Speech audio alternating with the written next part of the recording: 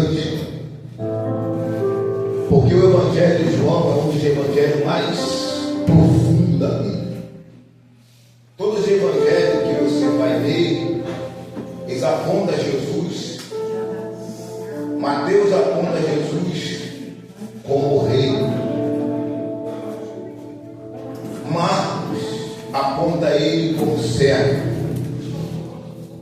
Lucas aponta ele como homem perfeito. Porém, João, quando vai escrever, ele vai mais profundo. Ele não aponta Jesus como rei. Ele não aponta Jesus como servo. Ele não aponta Jesus como um homem perfeito. Mas ele fala assim: no princípio era o Verbo. E o Verbo era Deus. E o Verbo estava com Deus. E o Verbo se fez carne e habitou em nosso meio. Jesus não é apenas um homem perfeito. João diz que ele é o Verbo encarnado. Se você for estudar a palavra verbo no grego, não tem logos. Ele é a palavra viva. Ele é a palavra viva em nosso meio. Está lembrado que quando o centurião foi até Jesus, ele pediu: olha, eu sou um homem que tem a mesma autoridade. Você não precisa ir à minha casa. Você não precisa caminhar comigo, porque eu sou um centurião. Eu tenho 100 pessoas ao meu comando. Se eu mando uma pessoa ir, ele vai. Outro ir, ele faz. E tudo que eu peço, diz apenas uma palavra, que não serve será curado. Para Deus fazer um milagre na tua casa, não precisa de muita coisa. Só precisa de uma palavra. Porque pela palavra o universo veio existir. Pela palavra a luz apareceu. Pela palavra Deus formou tudo. A menos o homem. O homem não foi pela palavra. O homem foi pela sua mão e pelo sopro da sua boca. Então o que eu entendo aqui que João quer mostrar é que Jesus, ele é o Verbo. Ele é o pastor das ovelhas. Ele é a luz do mundo. Ele é a ressurreição.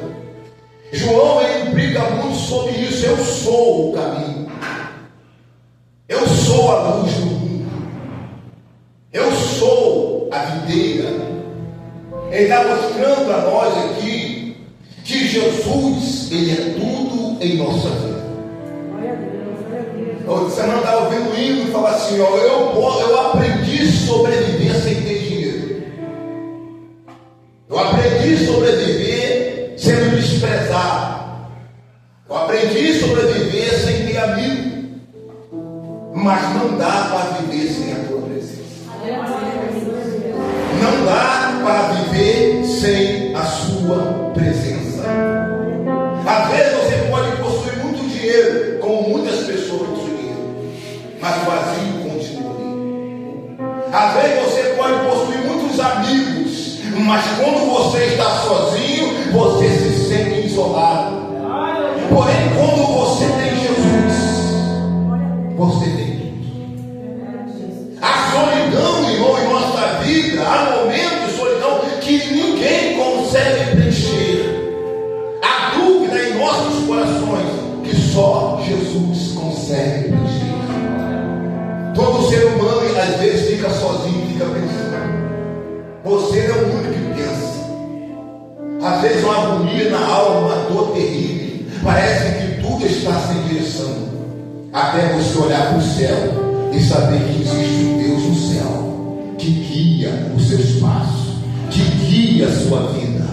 É por isso que o salmista fala: elevo os meus olhos para o monte, de onde virá o meu socorro. O meu socorro vem do Senhor que fez o céu e a terra. O socorro da minha alma quando está em aflição, ela não vem do homem, ela não vem de remédio, ela não vem das coisas deste mundo. O meu socorro quando eu estou em aflição, eu dobro o meu joelho e falo: Pai, eu preciso do Senhor, eu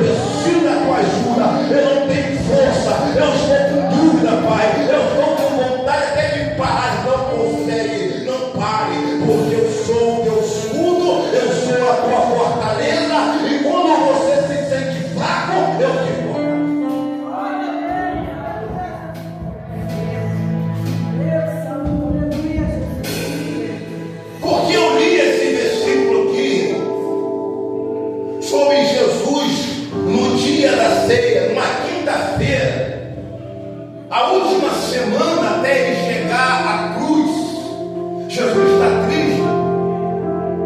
Jesus não está operando milagre. Jesus não está ressuscitando, não está multiplicando o pão, porque chegou a conta dos milagres.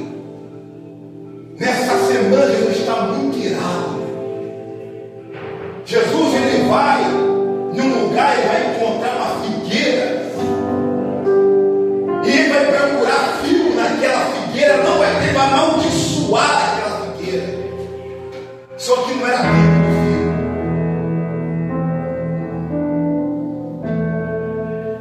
A figueira representa Israel. A figueira representa hoje, nós também somos representados a figueira do Senhor. Se nesta noite Jesus viesse procurar algo em nós, será que acharia? Será que só acharia folha? Às vezes a aparência está bonita, mas por dentro está morto, por dentro não tem vida. Como o servo de Deus falou aqui, é osso seco. Mas graças a Deus que neste lugar ainda tem profeta. Os ossos podem estar secos, os ossos podem não ter vida, mas se tiver profeta, vai voltar a ter vida. Quem sabe nesta noite alguém disse: ó, não tem mais jeito, não tem mais solução, está perdido, acabou. A última palavra do homem não, mas eu conheço uma coisa: a última palavra ainda é a do Senhor. E nesta noite o Deus de Abraão, o Deus de Jacó está dizendo: ainda há vida aí, ainda há esperança, porque você ainda está profetizando. Enquanto você profetiza, Deus começa a movimentar aquilo que está bom.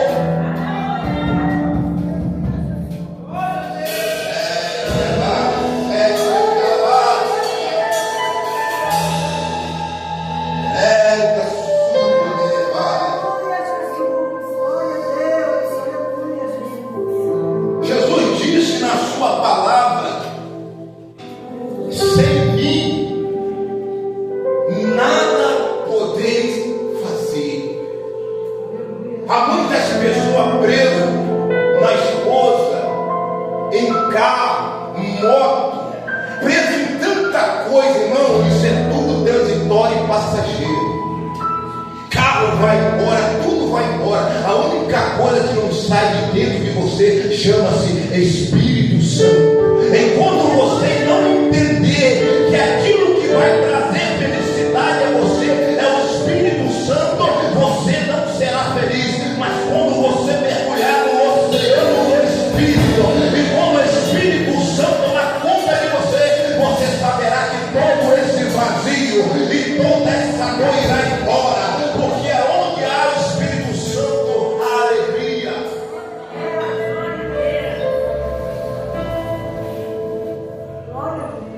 O que é mais importante na minha vida? É a minha casa? É meu trabalho? É aquilo que eu possuo? Está lembrado de Jó? O que era mais importante para Jó? Ah, se a minha mulher me largar, eu saio da igreja. Então você nunca foi crente.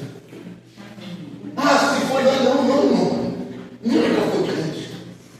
Eu não estou aqui pregando sobre Salvador, mostrando a você que nada pode ser maior do que Deus na sua vida. Ainda que minha mãe me abandonasse, está escrito que tudo me largasse, mas Deus, Ele nunca vai me desamparar. A minha confiança não está em carro, a minha confiança não está na força do meu braço, a minha confiança está no Senhor dos Exércitos, a minha confiança está no Deus Todo-Poderoso. Sabe por quê? Eu sei, aleluia, que Ele não vai falhar, porque Ele disse para Jeremias: viste bem, porque eu velo sobre a minha palavra. Se Deus lhe fez uma promessa,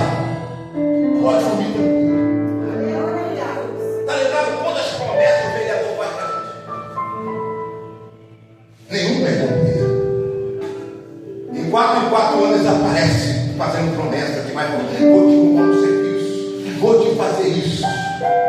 Mas quem vai abrir essa porta para você não vai ser vereador. Quem vai abrir essa porta para você vai ser Jesus, o filho de Davi, porque ele abre porta onde não tem porta, ele faz acontecer, porque ele é o Deus que opera milagre em nossa vida. E no meio dessa mensagem, as pessoas levam Jesus, os discípulos levam Jesus até o templo e mostram, olha só, olha que templo bonito. Ah, tudo, olha que coisa linda. Você fala assim, não vai ficar pedra sobre esse lugar. Tudo vai ser derrubado. Mas por que, Jesus? Porque Israel idolatra esse templo. Só que o coração deles está longe de mim. Ei, não é o templo, não é o lugar, é você. As pessoas acham, aleluia, que é o lugar, que é o pastor. Não, não é você. Enquanto você não saber usar a sua fé, você não vai conseguir. Eu morava numa cidade, e lá tinha uma velhinha, e eu via as pessoas contando que ela tinha uma roça, e ela fez uma cera e pôs fogo ali naquele pedaço. O fogo começou a ficar muito forte e vindo, atravessou a cera dela e ia queimar o mineral todinho do fazendeiro. Ela não tinha dinheiro para pagar. E o fazendeiro era incrédulo e ruim. Aquela velhinha saiu, chegou na frente do fogo e disse: Senhor, o seu nome não será envergonhado. Se esse fogo passar daqui, ele tem que me matar. O fogo veio. E como estava, não sei, uns 50 metros ainda, uns 30 metros longe dela, aquele fogo cessou. Sabe por quê? Só vamos vencer nossas guerras quando conhecer o tamanho do nosso Deus. Sabe por que nós diminuímos ele? Diminuímos o nosso Deus. Quando olhamos a barreira, olhamos o vento, olhamos o gigante, nós olhamos a diversidade do gigante. E às vezes a tendência nossa é recuar por causa do gigante. Só que quando você tem fé, o gigante pode ser grande, mas o nosso Deus, ele é maior. Ele é Síria, Cambarás, é que levar Cambarás. Aleluia!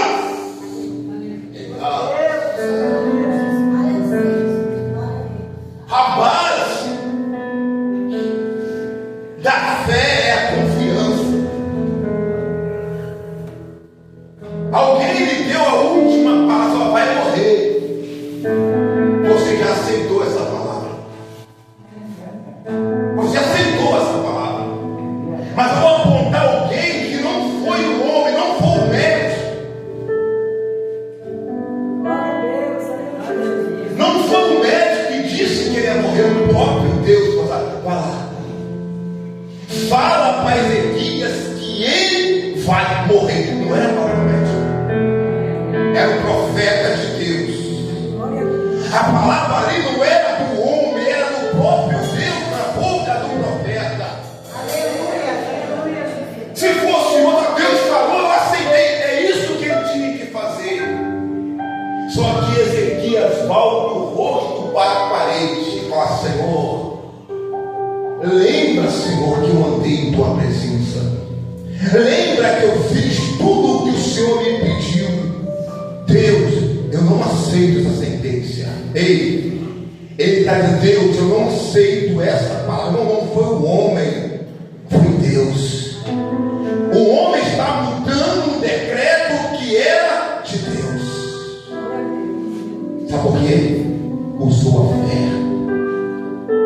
usou a confiança.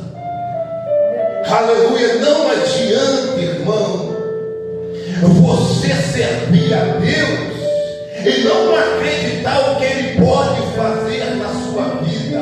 Sacrifício de dor. Se você está passando essa adversidade, quem sabe o vento está assoprando, quem sabe parece que o seu barco vai afundar, você olha para um lado e para o outro e você não vê solução. Eu não quero que você olhe com os olhos normal, eu quero que você use os olhos sobrenatural e entende, aleluia, que quando o discípulo estava no meio do mar, aleluia, o vento agitado, Jesus estava no monte orando e olhando para ele. Hoje Jesus não está no monte, mas está no trono, à direita do Deus Todo-Poderoso. E do mesmo jeito ele continua olhando para você. E ele diz uma palavra nesta noite: esse barco não vai afundar, porque quando o barco estiver para afundar, ele virá. Deus é o nosso refúgio. Quando você estiver no meio do mar, no meio do sofrimento, olhe para cima, porque o nosso Deus não está com seus ouvidos agravados, nem com seus braços encolhidos, para que não possa estender a mão dele sobre a tua casa, estender a mão dele sobre a tua vida, estender a mão dele sobre os teus problemas, estender a mão dele sobre as suas adversidades. Ainda que Satanás se levanta com todo o seu exército e vem para tentar te destruir, eu te digo uma palavra: a porta do inferno não prevalecerá contra a tua vida. A porta do inferno, o Hades, o inferno, o poder do inferno não vai prevalecer contra a tua casa. Eu te digo agora, toda palavra de maldição, toda palavra que foi lançada sobre a tua vida, ela será quebrada pelo poder do nome de Jesus de Nazaré. Jesus disse: a última palavra é minha, e a palavra de Deus na tua casa é vida, é vitória, é herança. Aleluia!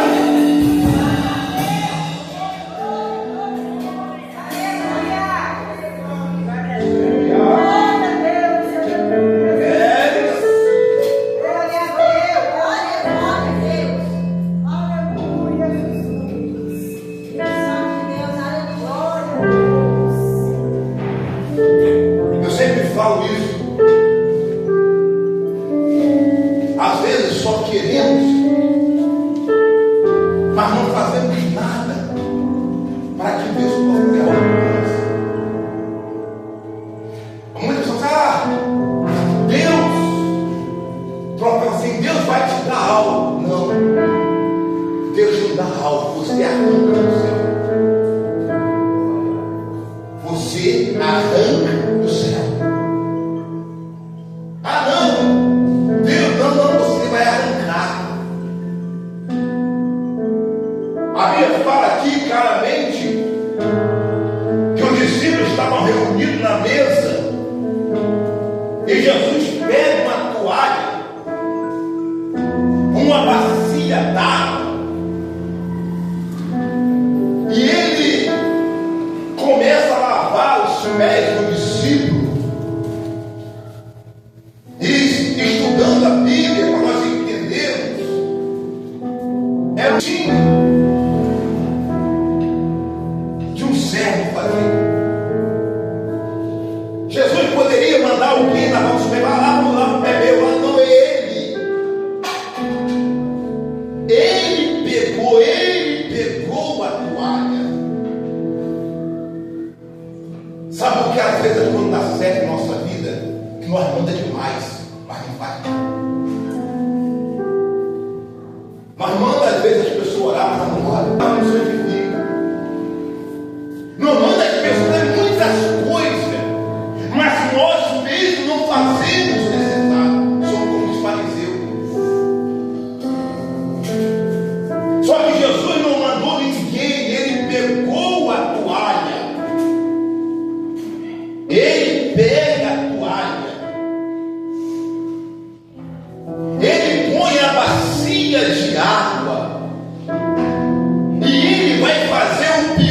serviço de qualquer escravo. Agora você entende, não é um homem qualquer. E ele fala assim: os reis da terra, as pessoas da terra, eles sempre querem honra, quer sentar nos melhores lugares, quer ser aplaudido mas no meio de vós não. O maior no meio de vós é o menor. Enquanto eu entender que na casa de Deus eu sou o menor,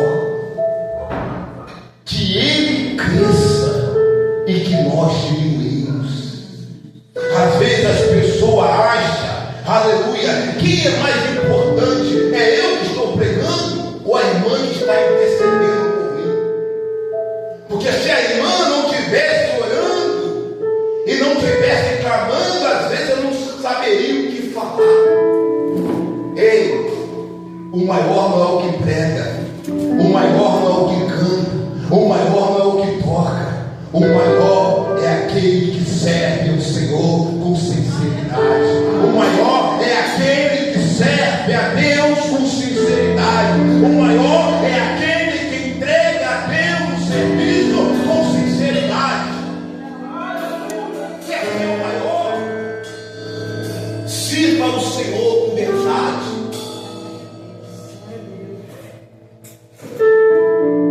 Quando ele está lavando os pés do discípulo, chega Pedro: Senhor, você não pode fazer isso. Você é um pastor da igreja, você é um presbítero, você é um diácono, e então você não pode, você é um mestre, você é rabi, você é maior, olha só. Se eu estou lavando o pé de vocês, estou mostrando que eu sou maior do que vocês.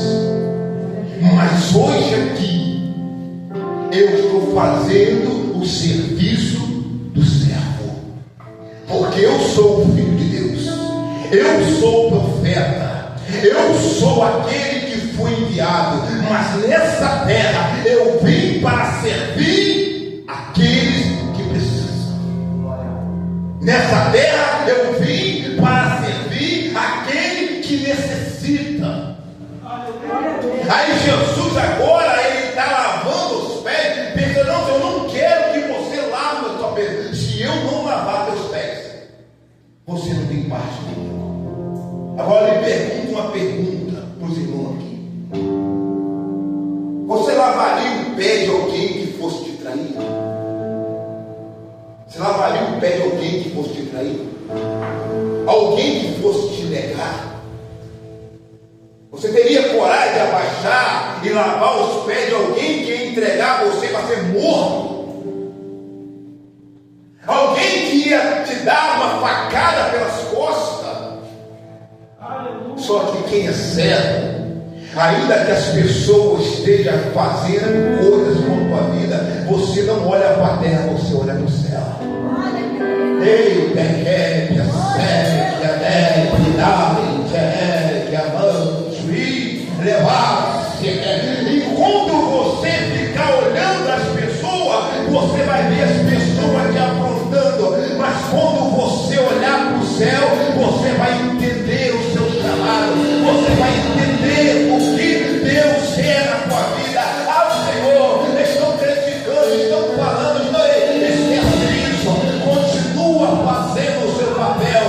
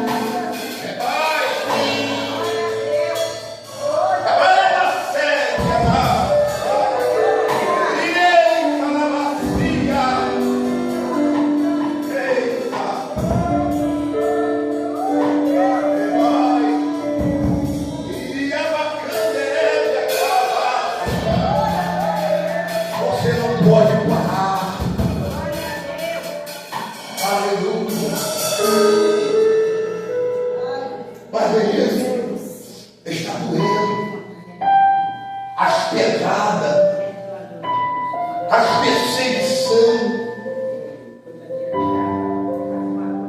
Aí quando Jesus estava no Getsemane orando,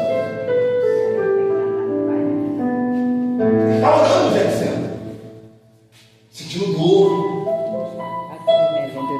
Ele olha para os seus discípulos, ele encontra o discípulo dormindo, assim: você não pode orar comigo,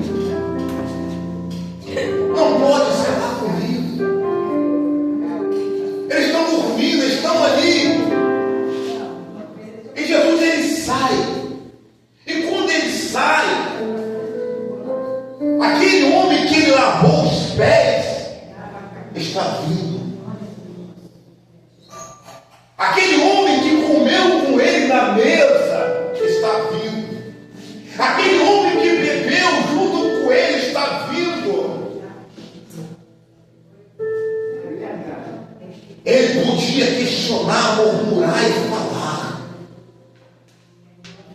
Como é que você sente alguém que está vindo, alguém que te vendeu, alguém que entregou você para ser morto, alguém que entregou você para ser crucificado? Quando aquele homem está vindo, sabe o que ele fala para ele? Amigo, amigo. Ele chama aquele homem de amigo, irmão. Sabe por quê? Quem é de Deus não vê inimigo, ele só vê amigo. Quem tem um coração sarado, ele não vê inimigo, ele só vê amigo. Quem teve encontro com Deus, ele não guarda ódio. Ele pode ficar até irado, mas a sua ira passa rápido, porque aquilo que está dentro dele, aquele que está dentro dele, não deixa andar para sentimento de mágoa, sentimento de tristeza. Naquele momento, amigo, por que vieste? Oh, calacia, calabácia. Sabe o que eu entendo aqui para encerrar a pregação, para nós terminarmos aqui? Precisamos de toalha, precisamos, aleluia, de uma bacia de água para essa geração, porque é tanta mágoa que guardamos dentro do nosso coração, é tanto rancor que fica dentro de nós. Às vezes falamos em línguas, mas estamos irados. Às vezes cantamos, mas estamos revoltados. Às vezes profetizamos, mas estamos longe. Mas nesta noite, eu tenho certeza que nós estamos diante de uma bacia, e toda dor, toda mágoa vai ser lavada